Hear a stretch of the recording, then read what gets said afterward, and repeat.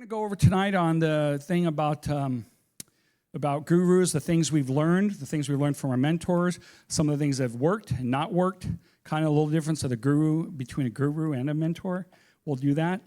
And again, I'm really used to seeing this, so I don't want to do this all night. So yeah, I'm probably just do that. But first of all, where is everybody at? I want to know who I'm talking to. And if you see this, you'll see dreamer, starter, estate builder, and ender. This is something that a lot of our mentors were using years ago to help get an idea where you are in your real estate journey. Because some of you are retired from real estate. As in, you're an investor, you have enough cash flow, you're good, you do some deals, you're good. Other of you might have a great pension, you retired from your job. So you don't really need to do this. All right, so your hunger is a little different than, say, the person's like, I got to do this, I got to get at my job, it's killing me. Or, no, I got to save my house, I'm going to lose it in 3 months if X, Y, and Z. I don't know, okay? So everyone's a little different. So if you read these, you know, again, a dreamer, someone, you thought about it, you've been debating it, you might have even owned a house before, but you really never did anything with it. And then you're going to go ahead and talk about a starter, you're taking action, you're here, you're reading books, you're inquiring. You might have done a flip or two accidentally, where you inherited a property, had to finish it. It kind of goes in more of your attitude on it. And then estate builder. You're out there building systems, you're doing deals, you're flipping, you're buying and holding, as you should, or wholesaling, and you're doing that, and you're literally building your future empire, all right? And then some of you are really at the end of your life, financial life. So what's happening is... Hey, I am just getting started. I'm not 60, and I'm going to live to 125, so I'm not even middle-aged yet. That's how I look at it. But by the way, my back is 150 years old, though, so that's the problem. So there's a little different. It's not following me here. But the point is, some people like to call the ender spender or harvester. You're harvesting your wealth. And some of you are there, and you're here because you want to help and teach others, and you might still like to do deals. Okay, so I want you to figure out where you are on that. You don't have to share or tell me now, but just know, so some of the things I say might affect Sharon different than Jeremy, okay? So that's what we're saying, or Scott. All right, that's why. So one of the things as well is your fire number. Who does not know what your fire number is, or a fire number? Raise your hand. Who does not know? Be honest. Okay. Fire number, what we call it, first of all, FIRE, financial independence through real estate, all right? You might see the FIRE acronym a few places. You might. I don't know, if you look hard enough, you'll see it. But the idea is it's how much money that you would need to write the check to pay those bills if your job was gone tomorrow. What would you need to get by? And there's different levels of it, really. It's how much you just keep the house, keep the cars, keep everyone fed, right? There's that. And then there's the one where, well, if life was kind of where I want it to be, then there's that. So understand, but at first you want to know, what is that? Is that $5,000 a month? Is it $15,000 a month? Is it $50,000 a month? Everybody's different, all right? I don't know about you, but to me, I was just like, man, if I get to $10,000 a month passively, that'd be really, really great. And I first time told that to a mentor of mine, he laughed at me and goes, what are you trying to do? Why do you need to live that way? I bet it's a lot lower. And then I actually had to go ask my wife, Angela. I was like, hey, what are our bills and all that, looking at it. And we were within about $1,500 of the fire number to walk away from our jobs and all that. I just didn't know it. Technically, actually, we were out of our jobs already, but we were flipping and had a couple rentals, but we were that close. Just needed a couple more rentals. And we did, and then we were out. So understand, it's enough money that coming in from your investments, your rentals, anything that's passive or quasi-passive, so you don't have to get up and go to work. And work can be just flipping. A lot of you don't realize this. If you're flipping and that's where your income and wholesaling, that's a job. It might be a well-paying job. I got caught up in that for a long time. And Mick Blackwell was a mentor of mine. And we'd come in and say, Rich and I, we just made $82,000 on this wholesale deal. And he'd shake his head, pull out his calculator. You just lost $950,000.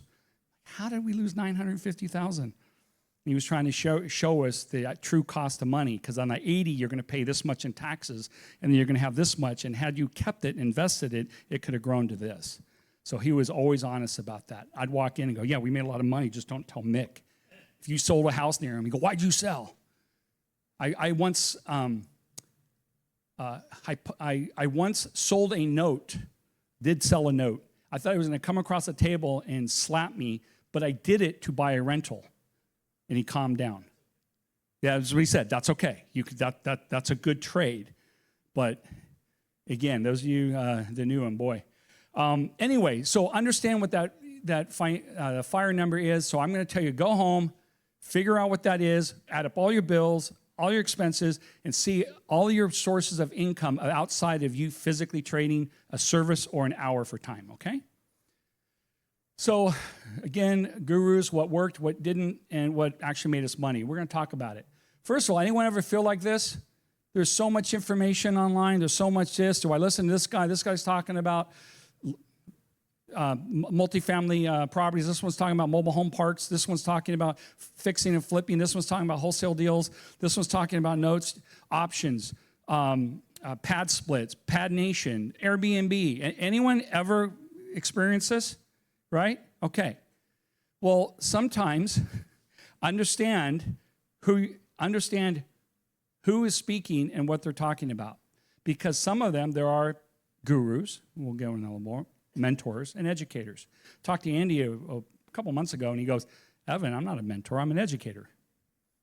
And I had a conversation with Pete Fortunato, who's a mentor of ours, and we were talking about Vina Jones in Ohio, who's a great investor, great business gal. And he goes, well, Evan, Vina's an entrepreneur, I'm an investor. And I went, oh, she has all these businesses and different things, and he's out there doing deals. And he's okay not running various businesses. Understand? Right? A little different. So everyone's just keep that in mind.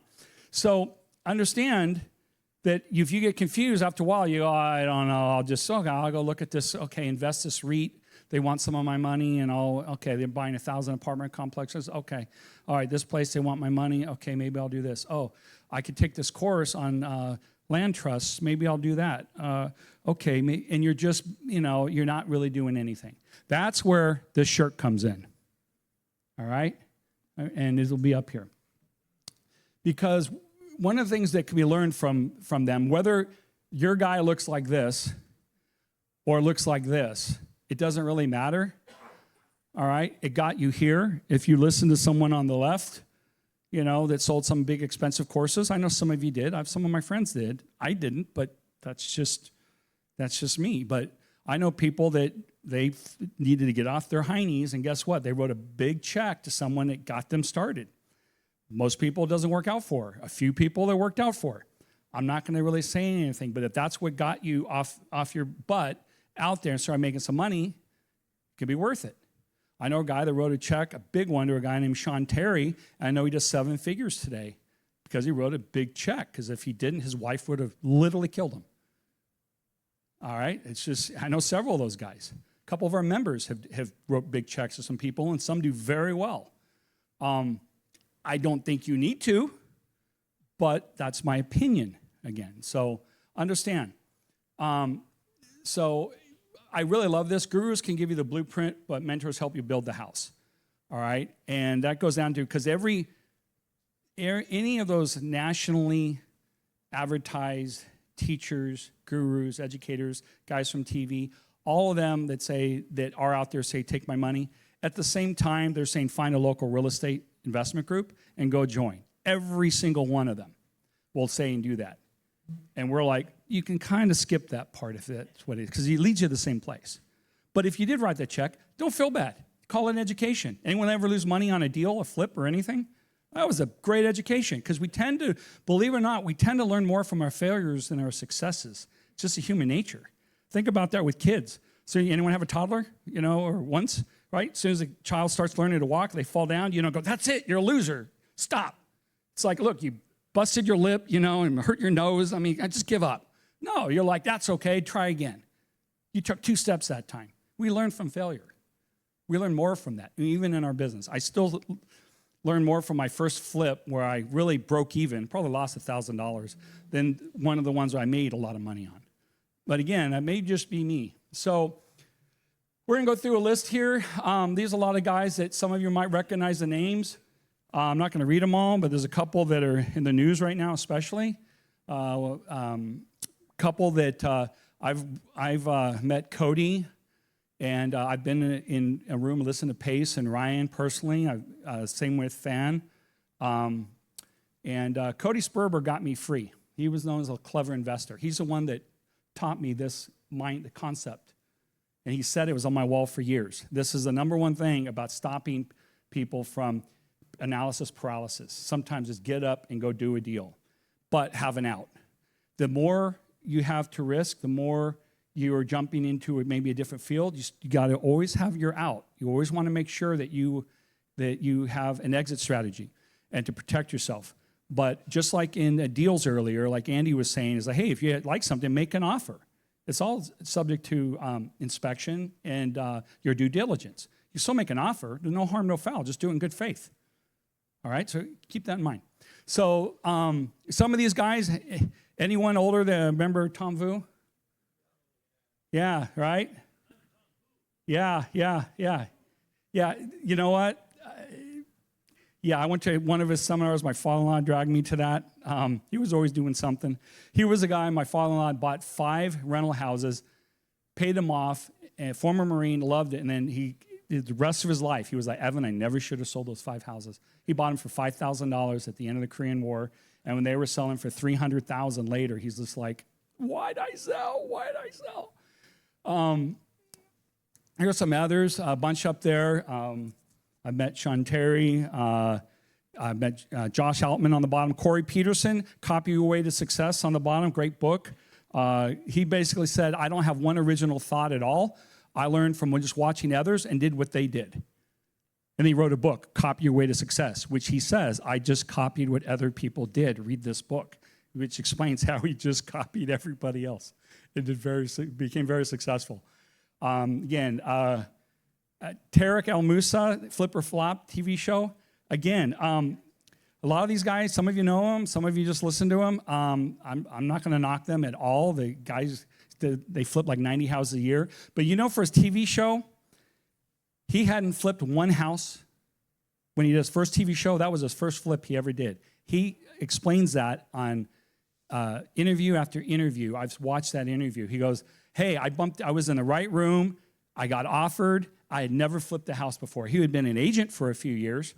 So when you now then start watching, and after a little while in the television TV show, they're teaching, they start doing an education class and start collecting money and start doing that. That's a whole nother business, okay? So understand that some of the people out there might be great at advertising or influencers, or just because they're on TV doesn't mean at that time that they are experienced. Just keep that in mind. Anyone know Chris? He's not a member anymore because he lives in San Diego, but he was on Flipping San Diego TV show. He's a good friend of mine. I ride motorcycles with him, done some trips. If you watch that, you find, I think it's on Amazon or Apple TV. You can go watch it's like 6 or 10 episodes. Someone's pretty funny. They literally have him in the backyard putting water or gasoline down gopher holes, trying to blow up the yard or drown out the gophers for TV. You know, it's kind of scripted. They do that. And I don't know if we should rip out this kitchen. Well, maybe we should. No, we shouldn't. Yes, we should. And then the one partner leaves. I'm going to rip it out. I don't care what he says. It's scripted. It makes for fun TV, but it's not really reality. So if you're watching those or did like I did and went, well, I could do that. Yeah, I'm sure. And the house is done. And look, when they sell their house, there's no closing costs. There's no realtor costs. Sometimes there's no holding costs. Isn't that amazing? Anyway, again, there's all a place for them. That's just kind of all I'm kind of saying on that. And then not everything you see on TV is real, obviously. Maybe most things aren't. But anyway, some of our mentors, educators, these guys, Pete Fortunato, John Schaub, Jack Miller, Jimmy Napier. I never met Jack or Jimmy, but the others, I knew all of them. Some pretty well, some just a little bit. Again, local guys. Some are local. We lost a few in the last couple of years. Again, a whole bunch more. Matter of fact, Christina was here a couple months ago. Mike's been here before. A lot of you, Clyde, we lost a few years ago. Dykes. Again, just a bunch of other people that are great mentors. I'm just not going to go through all of them. So I want to kind of cover this. Thing is, what is the issue with the gurus? And the main thing is this: is they have to gravitate. What happened? Sorry about it. They have to gravitate to trend-based education. In other words, hey, it's Airbnb. And then what are they trying to do? Sell 1,000 people in courses or 10,000 people at $10,000, $20,000, or $50,000. And they're chasing the market. That's why you see the same people running around. One time it's this, and then 6 months later it's something else, 6 months later something else. And then you're trying to follow that person because maybe you relate to them or like them because they're good at what they do. And you're just trying to go, geez, they're teaching 6 different things. Should I join this? Should I join this? And then what do I listen to? What do I not listen to? See the problem? You're listening to someone who's really just trying to sell courses. At least that's how it appears. That's their business model. All right, I don't knock them for it. Clever investor, Cody, I think it was like $15,000 to do one thing, 25 for another, and like 40 for another, and he'd have 1,000 people write the check. But what I would do is my business partner at the time would say, hey, Evan, we can for $200 go to this 3-day seminar where they brought like 700 of their students in and there'd be 300 other seats. They just want to fill up the seats and then try to sell you on the $50,000, $30,000. You got great education, but everyone else in the room would paid a lot of money for that. And they were like for a year-long course for the bus tours, et cetera. Again, not knocking it. That's what got people started. I met a 17-year-old kid making 6 figures a year. He'd been doing it for a year and a half and had lunch with him, one of Cody's guys. And I'm like, what? You made how much? All right? Kind of humbling. All right? Who would be humbled by that? Meaning a 17-year-old been doing it for a year and a half and is already making 6 figures a year. Yeah, I was like, again, when just again, you can learn from everybody. That's what I want to talk about. But one of the things is that it happens, there's something with the slide here, is that again, they're just chasing one thing, whatever the hot commodity is. What is the latest thing? What's the latest trend everyone's talking about right now? AI. AI is one, absolutely. AI course, AI, all sorts of. There's another one. ADUs I'm seeing a lot of those. Pad splits, shared living, co-living, Pad Nation, all there's a lot of that now. Co-living, that's the way to go. And we're going to get into some of the things that they are talking about. Those are some of the things that you'll see. So right now, let me back up. If you went back 6 years, what would they have been talking about? Airbnb. Well, that too. But Airbnb, right? So what happened is that I was in an Airbnb event that a friend put on, and I was in a room with about 70 people, and 40 of them were rehabbing Airbnbs in Joshua Tree and 29 Palms. And I went, I can see this coming. This does not take a rocket scientist, all right? And guess what happened for many out there? So just because they're talking and teaching doesn't mean it's the timing to do it, okay? Especially if you catch something now. When was it said? Is it something from 5 years ago or 5 weeks ago? All right, so that's another thing to understand. Plus, you want to make sure you're trying to if you're a single family